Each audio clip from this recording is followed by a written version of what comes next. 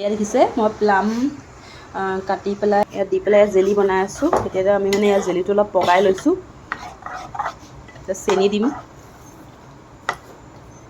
চেনি সৰহকৈ দিব লাগিব, টেঙা তেতিয়াহে যাব। আৰু এচামুচ দিছোঁ, হৈ গ'ল। ইয়াত প্লামৰ জেলি বনাইছোঁ দেই, হৈ যাব নালাগে, বেছি হৈ যালে ভাল নালাগে নহয়। এইটো একদম পূৰা কাঢ়া হৈ যাব মানে, তেতিয়াহে আমাৰ জেলি হ'ব।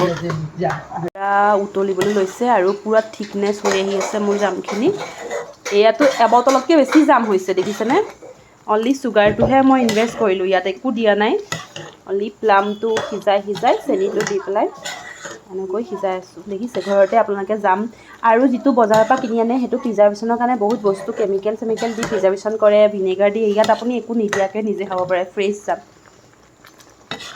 This is the perfect consistency for the jam I make. কিমান সুপাৰ পূৰা ইমানকণ জেলি হৈ গ'ল চাওকচোন গাইজ, কিমান ধুনীয়া খাৰা, বিনা কালাৰ, বিনা ভিনেগাৰ, বিনা কেমিকেল দি পেলাই মই বনাইছোঁ। কি ধুনীয়া জাম, মোৰ জাম ৰেডি হৈ গ'ল। এয়া কিমান গালৰ পৰা কিমান অকণমান হ'ল চাওক।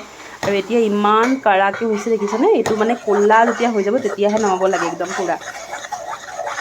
চ' টেষ্টিও বহুত ধুনীয়া হৈছে আৰু পূৰা পাৰফেক্ট হৈছে।